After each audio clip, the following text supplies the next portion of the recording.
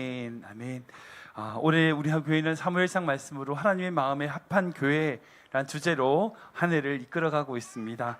저는 우리 교회 모든 성도님들이 하나님의 마음에 합한 귀한 성도 되시길 주님의 이름으로 축원합니다. 아멘. 매주 똑같은 멘트지만 축원합니다. 지난주에는 우리가 감사할 수 없을 때 감사를 드렸던 다니엘에 대해서 함께 나눴죠. 다니엘은 왕의 조서, 그러니까 30일 동안 기도하는 자를 사자고에 던지겠다고 하는 그 왕의 조서에 도장이 찍힌 것을 알고도 예루살렘을 향한 창문을 열고 하나님께 감사의 기도를, 정말 감사할 수 없을 때 감사의 기도를 드린 모습을 우리는 보았습니다. 분명 그때는요, 다니엘에게는 큰 위기였습니다. 어려움의 순간이었어요. 그러나 그때 다니엘이 선택한 것은 뭐예요? 감사예요, 감사. 우리 인생도 마찬가지입니다. 마찬가지예요. 매 순간 우리에게 위기가 찾아오죠. 어려움이 옵니다. 예. 감정에 휘둘려가지고요, 절망하기도 하고요, 좌절할 수 있어요. 근데 그때라도 우리는 다니엘처럼 반응해야 돼요. 믿음으로 결단해야 돼요. 감사를 선택해야 된다는 겁니다. 다니엘이 그렇게 감사를 선택할 수 있었던 이유가 뭐예요? 그가 창문을 열고 하나님을 바라봤다. 즉 하나님과의 믿음, 그 하나님과의 교도가 있었기 때문이라는 거예요. 마찬가지로 우리가 그렇게 감사를 선택할 수 있는 이유는 딴 게 아니에요. 바로 우리가 그 주님을 향한 믿음이 있을 때에 감사를 선택할 수 있어요. 그래서 주님께 더 큰 믿음 달라고 기도하시는 줄 믿습니다. 그리고 감사할 수 없는 그 순간에 감사를 선택함으로 하나님의 마음에 합한 성도 되시길 주님의 이름으로 축원합니다. 아멘. 우리 옆에 바로 인사할까요? 하나님의 마음에 합한 성도 됩시다. 아멘. 아멘.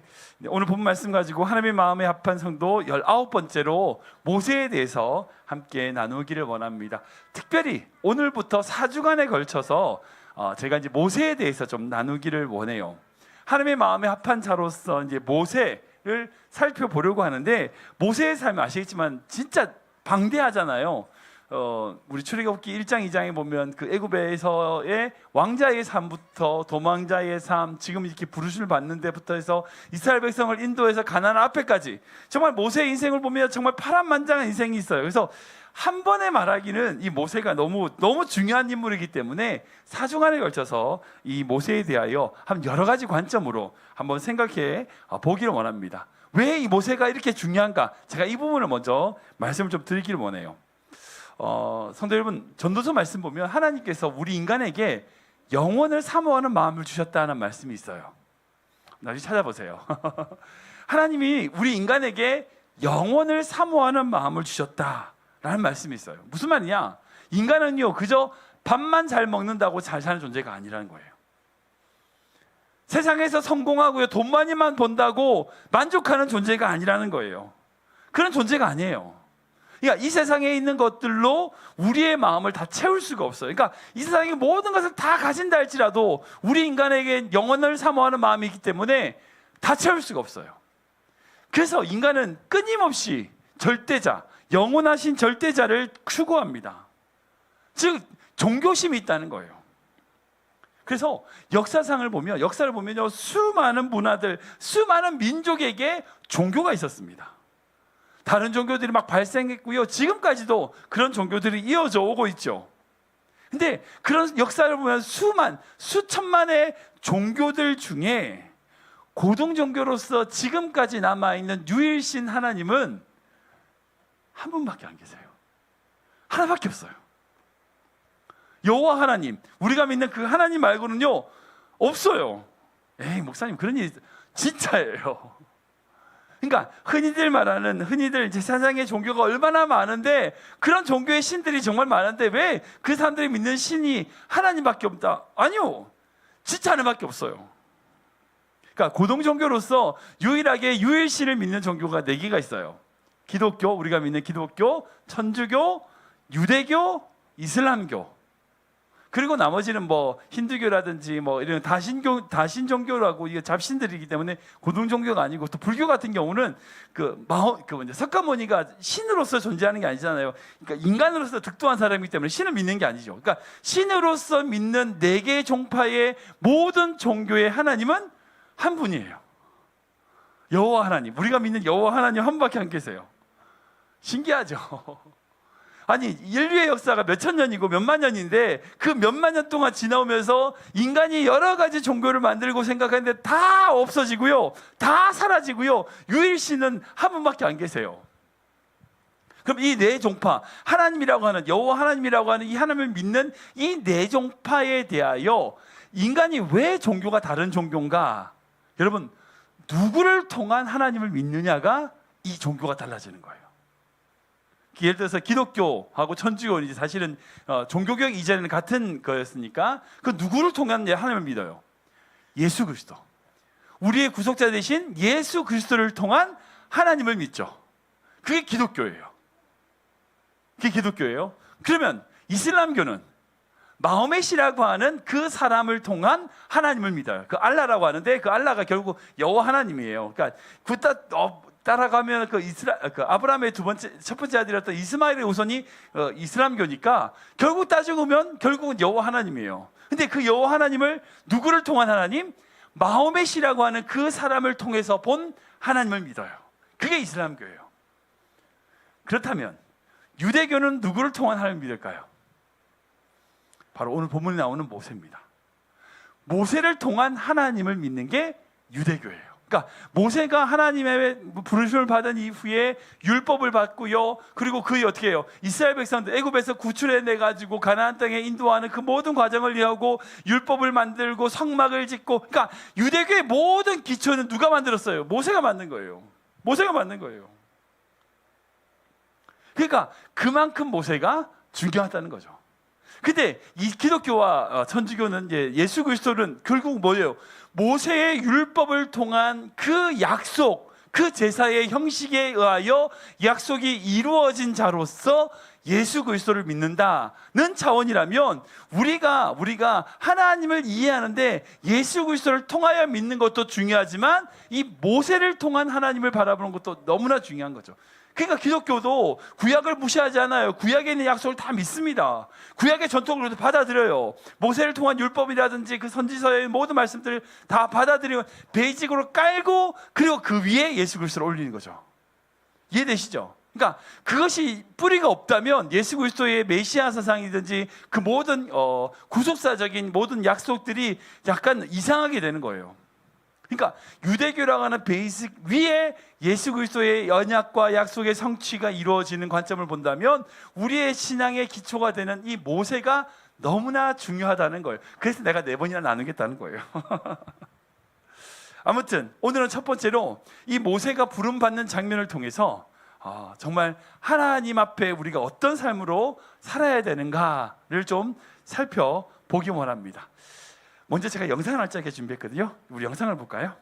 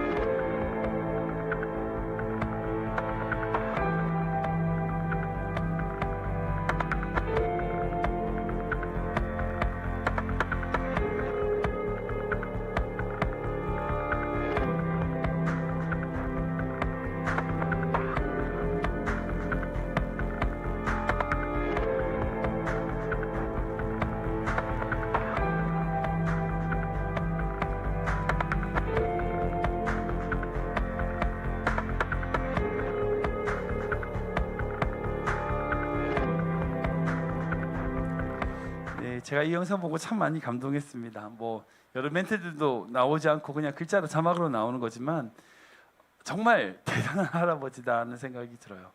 결국 이제 4년 전에 2019년도에 1173번째의 헌혈을 마치고 더 이상 호주 법상 나이가 너무 많기 때문에 헌혈할 수 없다는 것으로 더 이상 헌혈을 못하고 있습니다. 아무튼 1173번이라고 하는 헌혈의 횟수를 기록하고 240만 명의 어린아이를 살린 할아버지, 황금팔 할아버지의 이야기입니다. 제가 이 부분 보면서, 이분을 삶을 보면서 정말 감동되는, 이 영상을 감동되는 게 있어요.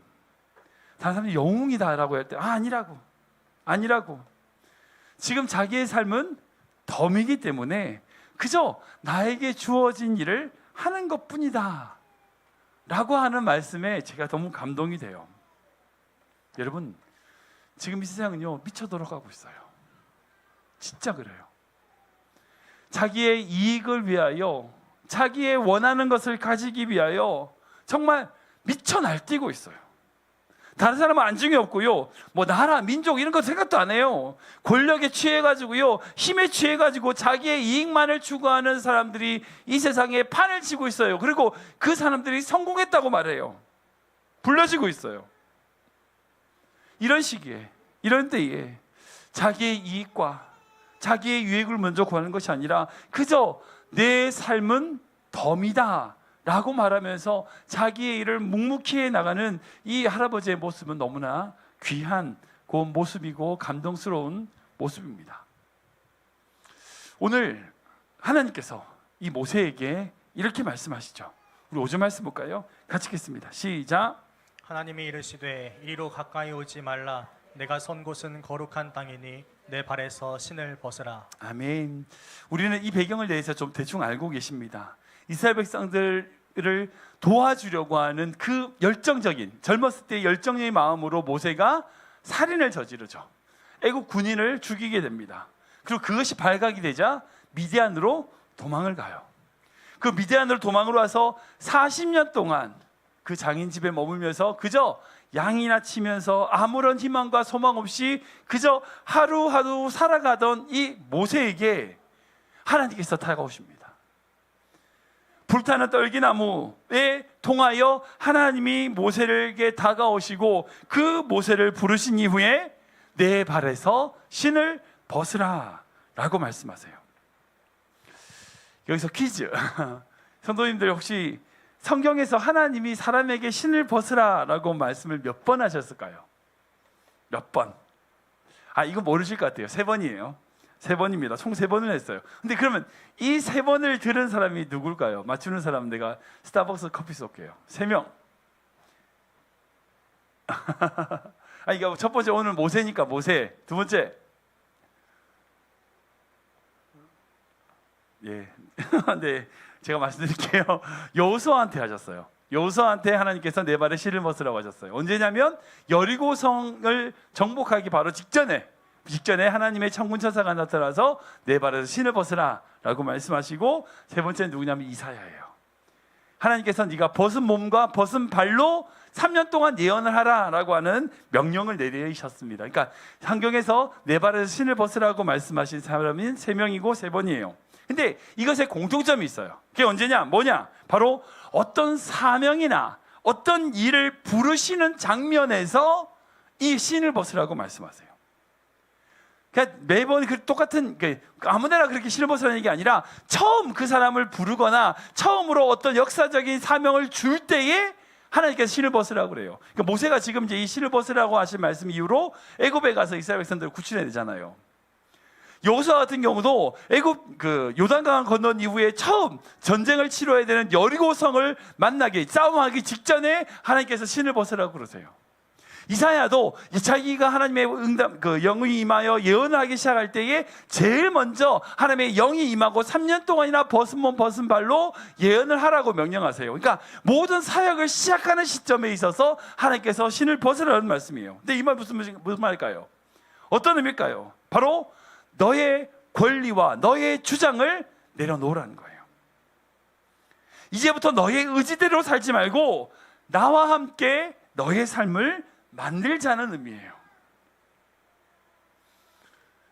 모세는요, 이렇게 지금까지 살아왔던, 자기가 방법대로 살아왔던 이 80년의 자기의 삶을 정리하고 이 신을 벗음으로 말미암아 하나님의 지도자로, 하나님과 함께하는 지도자의 삶을 시작했습니다. 그렇게 신을 벗은 여호수아는요, 모세가 이뤄놨던 그 모든 길을 위에서 그 여리고성을 향하여 나아가는 전투로 놀라운 기적을 이뤄내는 모습을 보게 됩니다. 이사야도 벗은 몸과 벗은 발로 인하여 3년 동안이나 하나님의 말씀을 대언하고 예언하는 모습, 그 모습을 보게 돼요. 즉 하나님께서 그 신을 벗으라고 하시는과 동시에 너와 내가 함께 이 모든 일들을 이루어내자는 뜻으로 이 신을 벗으라는 의미가 다가오게 되는 거예요. 사실은 이제 우리는 신발을 벗으라, 우리 한국 사람들은 특히 신을 잘 벗죠. 예, 그냥 집에 들어갈 때라든지 어디서나 신을 벗고 생활하는 것이 익숙하기 때문에 신을 벗으라고 하는 의미가 뭔지를 우리는 잘 이해를 못해요. 근데 그 당시에 옛날 사람들에게 신을 벗으라고 하는 것은요, 명확한 사실의 의미가 있어요. 무슨 의미인지 아세요? 노예란 뜻이에요. 노예란 뜻이에요. 종이란 뜻입니다. 지금은 종이 없으니까 이제 이해 안 되지만 신발이 없다는 건 다른 게 아니에요. 노예란 뜻이에요. 노예는 신발이 없어요. 종은 신발이 없습니다. 그래서 신발을 벗으라는 말은 다른 말이 아니에요. 너가 노예가 되라는 거예요. 지금부터 너는 나의 노예라는, 종이라는 거예요. 그 뜻이에요. 여러분 아시겠지만 종은요, 노예는요, 생각이 없어요. 판단할 게 없습니다. 지식이뿐 아니라 뭐 소유도 없어요. 내가 뭘 가진다, 그것도 없어요. 심지어는 기뻐할 권리, 슬퍼할 권리도 없어요. 그저 주인이 시키는 대로 순종하는 것, 그게 노예입니다. 그런 의미에서 하나님께서 지금 모세에게 네가 말을 신을 벗으라 라고 하는 것은요, 너가 지금까지 살아왔던 너의 방식과 너의 가치관과 너의 생각들을 다 어떻게 해라? 내려놓으라는 거예요. 내려놓으라는 거예요. 지금 너희가 생각하고 있었던 모든 것들을 다 내려놓고 나와 함께 이루어내야 된다는 거예요. 지금 모세는 어떤 출신입니까? 왕자 출신이잖아요. 왕자 출신이었던 모세, 지도자였던 여호수아, 왕국의 제사장이었던 그 이사야에게 그 신을 벗으라고 하는 것은요, 너가 지금까지 어떻게 살아왔던지 그게 중요하지 않다는 거예요. 그 모든 신분들 다 내려놓고 나와 함께 나의 종이 되어라는 뜻이에요. 오늘 말씀 보면 모세가 그렇게 신을 벗으라고 하고 이스라엘 백성들을 구출하라고 하니까 어떻게 해요? 네, 갈게요 이럴 겁니까? 안 됩니다. 안 된다고 그래요. 절대 못 간다고 그래요. 자기 말을 두둔하대, 우둔하대, 여러 가지 핑계를 대요. 이후에 말씀 보면 여러 가지 별일 다 해요. 근데 하나님께서 그 가라고 하면 가면 되잖아요. 아니 왜 못 간다고 할까요? 왜 못 간다고 했을까요? 누구보다도 모세는요, 애굽을 잘 아는 사람이었어요. 자신이 그렇게 바로에게 간다고 해도 바로가 내어주지 않을 거라는 걸 너무나 잘 알고 있었어요. 그렇잖아요. 그러니까 여러분, 알고 맞는 매하고 모르고 맞는 매, 어느 게 더 아플까요? 어느 게 쉬워요? 알고 맞는 거하고 모르고 맞는 게 어느 게 쉬워요? 모르고 맞는 게 훨씬 나아요. 어떻게 맞는 게 낫지, 맞는다. 여러분, 그거 진짜 힘들어요. 마찬가지예요. 지금 모세가 애굽을 몰랐으면 네 하고 갔을 거예요. 근데 애굽을 알아. 애굽의 상황이라든지 자기가 어떤 난관을 겪어야 될지를 뻔히 알기 때문에 못 간다고 그런 거예요. 근데 결국 어떻게 해요? 신발을 벗었기에, 신발을 내려놓았기 때에 자기의 의지를 내려놓고 하나님이 주시는 마음으로 나아가는 것을 보게 됩니다. 산성도분, 우리에게는요, 모두가 다 자유의 의지가 있습니다. 권리가 있어요. 누구든지 자유스럽게 편안하게 살 수 있는 권리를 가지고 태어납니다. 그 누구에겐 다 있는 거예요. 나는 있고 넌 없고 그렇잖아요. 모든 사람에게 다 있어요. 그 권리는요, 너는 누구에게도 간섭받지 않고 내가 스스로 판단하고 내 삶을 일구어 나갈 수 있는 자유가 있어요. 권리가 있어요. 여러분들 그 권리를 가지고 태어났고 그 권리를 가지고 여러분들이 그렇게 쓴다고 하면 어느 누구도 그것에 대해 말할 수 없어요. 절대 말할 수 없어요. 여러분들 권리인데 그걸 가지고 누가 여러분들을 비난할 수 없어요. 당연한 거죠. 그런데 그런 권리를 포기함으로 주어지는 승리가 있어요. 그런 권리, 당연한 권리인데 그 권리를 더 큰 비전과 꿈을 위하여 내려놓은 사람들이 있어요. 그리고 그런 사람들을 통해서 이 세상에 아름다운 일들이 일어나는 거예요. 이걸 다른 말로 권리 포기라고 그래요. 이 권리 포기라고 하는 것으로 기독교의 모든 가치를 다, 진리를 다 풀 수 있습니다. 헌금, 기도, 선교, 감사, 찬양 다 해석할 수 있어요. 여러분, 헌금이 뭐예요? 헌금이 뭐죠? 하나님께 돈을 드리는 거예요? 아니에요. 여러분들 그 돈만큼 쓸 수 있는 권리를 포기하는 거예요. 그게 헌금이에요. 그러니까 11조라고 하는 것을 드린다. 여러분, 그걸 가지고 내가 이 헌금을 드리는 것, 돈을 드린다 안 된다, 그런 차원이 아니라 그 돈만큼으로 여러분들이 할 수 있는 권리가 있어요. 그 권리를 하나님 앞에 내려놓는 거예요. 그게 헌금이에요. 기도가 뭐죠? 기도는요, 여러분들이 가지고 있는 시간, 그 시간에 대하여 하나님께 온전히 돌려드리는 시간이에요. 여러분들, 그 시간은 여러분들 자유예요. 그 시간 가지고 얼마든지 여러분들이 원하는 데만큼 쓸 수 있고, 영화도 볼 수 있고, 뭐 할 수도 있고, 다 할 수 있어요. 그 시간 여러분들 거예요. 여러분들 자연스럽게 가지고 있는 권리입니다. 근데 그 권리를 하나님 앞에 내려놓고 하나님 앞에 나아가는 거예요. 여러분들, 선교가 뭔지 아세요? 전 주변에 선교사님이 워낙 많이 있어가지고, 저희 누나도 선교사하고 우리 차남도 선교사하고 선교사님이 워낙 많이 계셔가지고, 선교가 뭔지 아세요? 여러분들 누구나 다 자기가 태어난 곳에서 자랄 자유가 있고 권리가 있어요. 한국 사람이면 한국에서 태어나서 한국에서 자라고 한국에서 성장해서 한국에서 지금 이제 유학을 오거나 이제 청년들 중에서 이민을 왔다면 여러분들 나름대로 내가 살기 좋은 곳을 선택할 수 있잖아요. 근데 그 권리를 내려놓는 거예요. 그게 선교예요. 내가 당연히 한국에서 살 수 있지만 그 권리를 내려놓고 가난하고 힘든 나라를 찾아가는 거예요. 여러분들 얼마 전에 우리 이 클리브랜드에 시카고에 있는 목사님들 몇 분이 오셨어요. 그 오신 이유가 뭐냐면 이제 한국을 위한 선교사님들을 이제 좀 행적을 따라가는 그 수련회를 진행하는 곳이 있었어요. 근데 알고 보니까 스크랜턴이라고 하는 메리 스크랜턴이라고 하는 이화여대를 지으신 분이 클리브랜드에서 출발하셨어요. 다운타운에 있는 퍼스트 메소디어스 처치라고 하는 그 교회에서 신앙생활을 할 때에 어떤 선교사님의 도전을 받아서 다시 결단을 내서 한국에 가서 세운 학교가 이화여대예요. 여러분 아시죠? 세브란스 가문이 여기 있잖아요. 세브란스 무덤도 갔다 왔거든요. 세브란스 가문도 마찬가지예요. 그 세브란스가 하나님을 위하여 자기의 모든 것을 내려놓고 연세대학 세브란스 병원을 세웠습니다. 선교라는 게 단 게 아니에요. 내가 살고 싶은 땅, 내가 살고 싶은 나라에, 내가 살고 싶은 그런 지역에 살고 있지만 그 권리를 내려놓는 거죠. 그게 선교예요. 찬양이 뭐예요? 여러분들의 호흡은 여러분 거예요. 여러분들의 숨을 쉬고 그렇게 호흡을 하시는 여러분들 자유예요. 찬양하든 안 하든 상관없어요. 근데 그 호흡을 하나님께 올려드리는 거예요. 그게 찬양이에요. 그러니까 우리가 하는 모든 신앙생활은요, 결국 뭐와 연결되냐면 권리 포기와 연결돼요. 여러분들이 어떤 권리를 가지고 있어요? 그 권리는요, 여러분들 그렇게 한다고 해서 아무도 뭐라 할 수 없어요. 화를 낼 수 없어요. 정당한 여러분들의 권리예요. 그런데 그런 권리를 하나님께 올려드리는 거예요. 하나님께 올려드리는 거예요. 그러면 그것을 여러분들이 가지고 누리는 것보다 또 다른 기쁨과 감격이 있어요. 여러분, 성경에 나타난 수많은 인물들을 보세요. 결국 그 인물들이 어떤 인물들이에요? 결국 자기의 권리를 하나님께 올려드린 사람들이에요. 그런 사람들이에요. 아브라함 생각해 보십시오. 아브라함도 마찬가지로 자기의 고향 갈대아 우르에서 아비 친척집에 살 수 있었죠. 근데 그 모든 것을 포기하고 어떻게 했어요? 하나님이 지시한 땅으로 갔어요.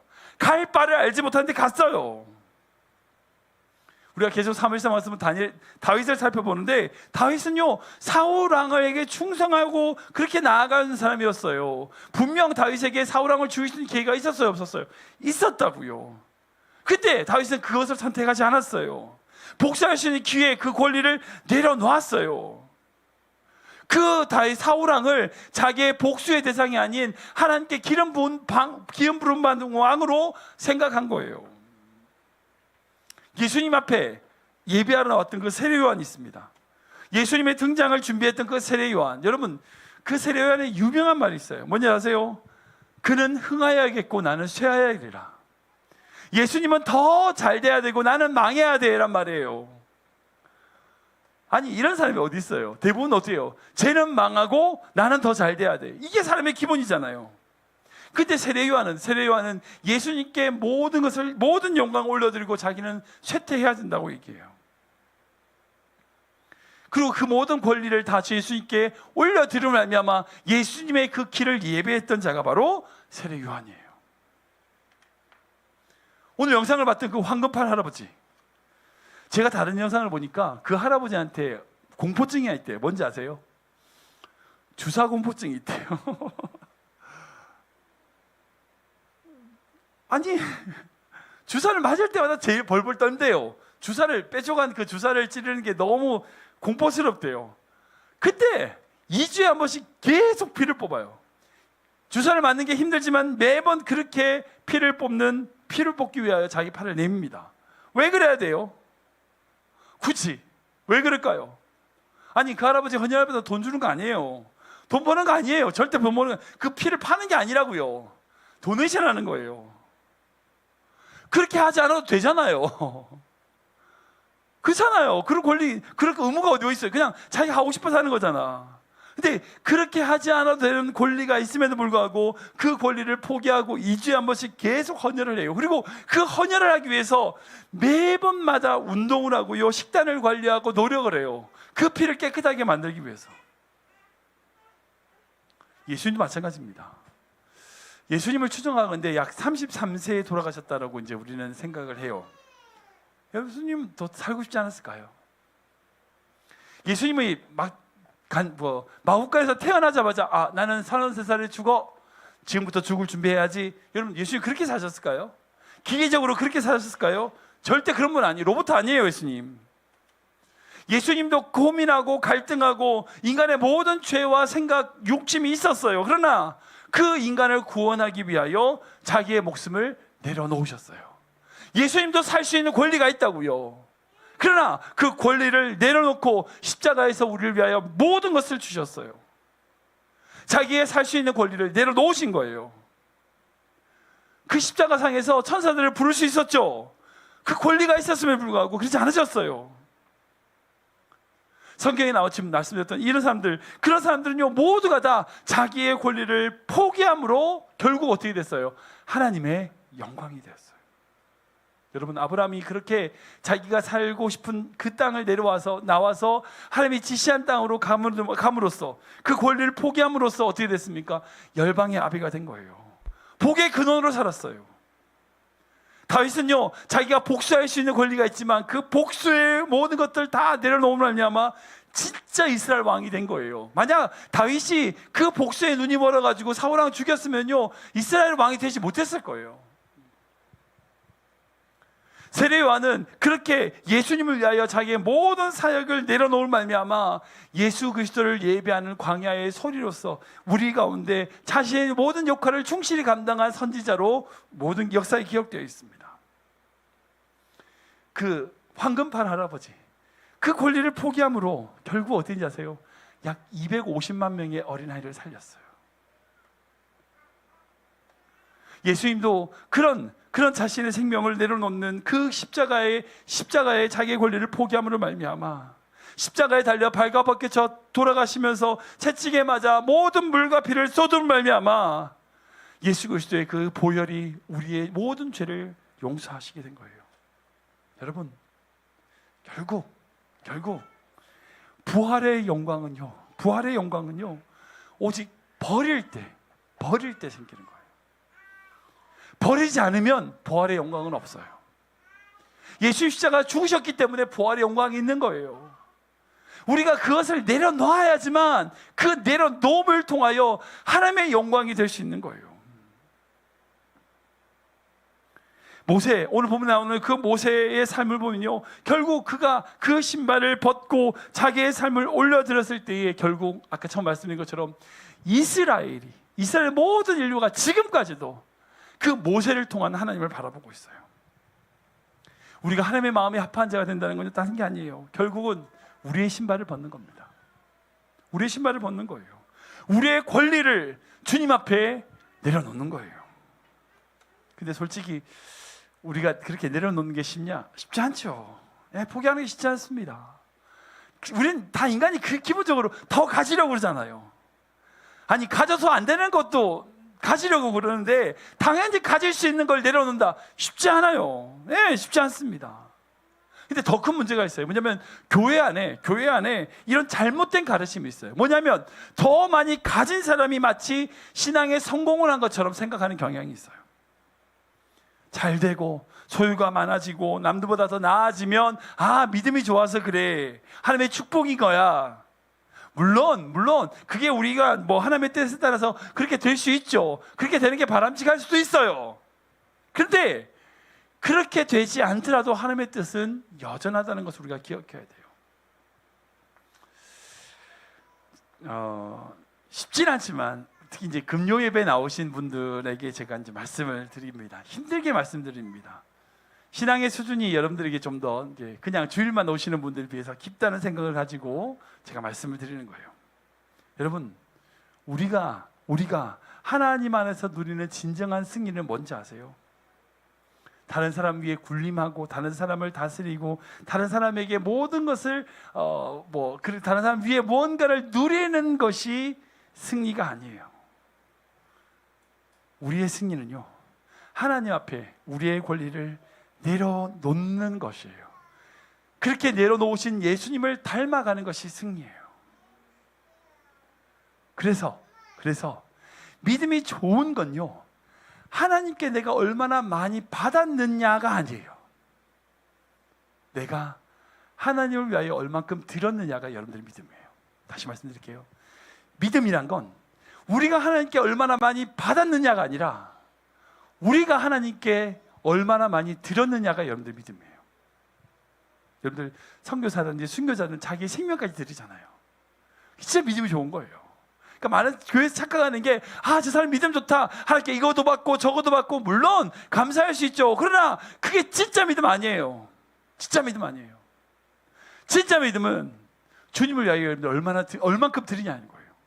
하나님께 얼마나 받느냐가 아니라 여러분들이 얼마나 많이 드리냐예요. 여러분, 성숙과 미성숙의 차이가 뭔지 아세요? 성숙한 사람과 신앙적으로 성숙한 사람과 성숙하지 않은 사람의 차이가 뭔지 많이 아세요? 뭐 여러 가지 다른 게 있지만 제일 큰 게 뭐냐면 포기하지 못한다는 거예요. 제가 이제 한 20년 전에 저희 누나가 시리아에서 선교 사역을 할 때에 잠깐 한국을 방문한 적이 있었어요. 한 20년 전인데 그때 지금은 조카가 27, 26인데 그때 5살, 6살 정도 남자애 여자애였거든요. 갈레비아하고 안나인데 그 아이들이 이제 한국에 놀러 왔어요. 태어나서 처음 이제 한국에 그러니까 한국 왔다 갔다 하긴 했지만 이제 자기들이 걸어다니고 이제 말을 하고 대화하는 그런 나이로는 처음은 한국으로 온 거예요. 데리고 어디 갔냐면 대형 마트를 갔어요. 월마트라든지 타겟 같은 그런 마트를 갔어요. 근데 시리아에는 그 마트가 없어. 시리아에는요, 어떤 물건을 집어가지고 그걸 딱 잡았다는 건 결제를 했다는 뜻이에요. 옛날에 한국도 그랬죠. 뭐 종합 마트 같은 경우는 그런 거 없잖아요. 장난감 가게에서 내가 이걸 가질 거야라고 딱 안으면 어머니가 돈을 내든지 결제를 해야지만 장난감을 줄 수 있잖아요. 근데 그 마트라는 곳은 어때요? 그렇게 쥐고 있다가 나중에 나가면서 계산을 해야지만 그게 자기게 되잖아. 근데 얘들 그걸 몰라. 그러니까 그 마트 안에서 그 오빠애가 1살 어린 여자애한테 6살짜리가 5살짜리한테 이 장난감 선물해주고 5살짜리 딸 여자애도 오빠한테 이것도 선물해주고 자기들끼리 선물을 주고받는 거예요. 그 안에서 마트 안에서 주고받는 거예요. 그 자기들끼리 막 그거 막 좋아하면서 막 바짝바짝 뛰고 막 너무 좋아해. 이제 마트에 나가야 돼. 근데 그 선물을 주고받는 게 5개, 6개인 거예요. 그 다 사줄 수는 없으니까 하나만 골라라. 안 된대. 오빠가 나한테 선물한 거래. 안 된대. 나중에 저희 누나가 나서가지고 막 울면서 결국은 하나씩 뺏어가지고 사탕 하나씩 사주고 이제 데리고 나왔죠. 애들이 왜 그럴까요? 5살, 6살짜리가 왜 장난감을 왜 못 내려놓을까요? 성숙되지 않아서 그래요. 성숙되지 않아서 그래요. 그러니까 어린아이의 특징은 뭐냐? 포기하지 못해요. 내려놓지 못해요. 신앙생활하면서 그렇게 성숙되지 않은 어린아이와 같은 성도들이 있어요. 자기가 누리고자 하는 것, 자기가 가지고 싶어하는 거, 그걸 포기하지 못해. 내가 원하는 게 뭐냐를 말하기가 바빠요. 내가 얼마큼 내려놓냐를 얘기하기보다 내가 원하는 것이 뭔지를 얘기하는 사람들이 있어요. 여러분, 주님 앞에 여러분들의 권리를 내놓으시기 바랍니다. 그 권리를 내려놓는 만큼이 여러분들이 주님을 사랑하는 만큼이에요. 말씀을 정리하겠습니다. 하나님은요, 절대 우리가 가지고 있는 정당한 권리를 뺏으시는 분이 아니에요. 우리가 가진 정당한 권리를 하나님께서 강제로 가져가지 않으세요. 우리가 당연히 누릴 수 있는 권리니까 당연히 누리는 걸 하나님 마땅히 생각하세요. 그런데 우리가 그렇게 하나님을 위하여 그 권리를 내려놨을 때에, 포기했을 때에, 그것을 내가 가지고 있을 때보다 전혀 다른 기쁨을 누릴 수 있어요. 진짜예요. 한번 해보세요. 누릴 수 있어요. 여러분들 그렇게 했는데 다시 한 번 더 생각해 볼게요. 그렇게 내려놓느냐 내려놓지 않느냐 상관없어요. 하나님이 여러분들을 사랑하는 건 동일해요. 내려놓지 않아도 하나님이 여러분들 사랑하세요. 분명해요. 그건 확실해요. 내가 그 권리를 내려놓든 내려놓지 않든 하나님이 나를 향한 그 사랑에는 변함이 없어요. 하나님은 나에게 그 권리를 내려놓으라고 강요하지 않으세요. 그런데 내가 하나님을 위하여 그 권리를 내려놨을 때에 내가 그 하나님의 영광을 체험하고 경험하게 돼요. 그렇게 권리를 내려놓는 자만이 누릴 수 있는 특권이 있어요. 특권이. 결국 이 세상은요, 그렇게 하나님을 위하여, 다른 사람을 위하여 자기의 권리를 포기하는 그런 바보들 때문에 아름다워져요. 그런 바보들 때문에 이 세상은 움직이고요, 이 세상은요 좀 더 하나님의 나라로 다가가게 되는 거예요. 여러분들, 교회가 왜 그렇게 아름다운 교회가 될까요? 이유는 한 가지예요. 그런 바보들 때문이에요. 남들이 뭘 하든 간에 자기의 권리를 내려놓고 다른 사람을 섬기는 또 다른 사람이 있어요. 분명히 있어요. 그래야 그 교회가 살아요. 모두가 다 자기의 권리를 주장하면요, 절대 그 교회는 안 돼요. 어떤 공동체든 마찬가지예요. 모두가 다 자기가 누릴 수 있는 권리를, 당연히 권리를 주장만 하면 절대 하나님이 원하시는 공동체가 안 돼요. 저는 이게 모든 성도들이, 특별히 이 자리에 있는 금요일에 나오시는 귀한 성도님들이 주님께 여러분들의 권리를 내려놓는, 즉 여러분들의 발에서 신을 벗어 주님 앞에 모든 권리를 올려드리는 귀한 믿음의 성도 되시길 주님의 이름으로 축원합니다.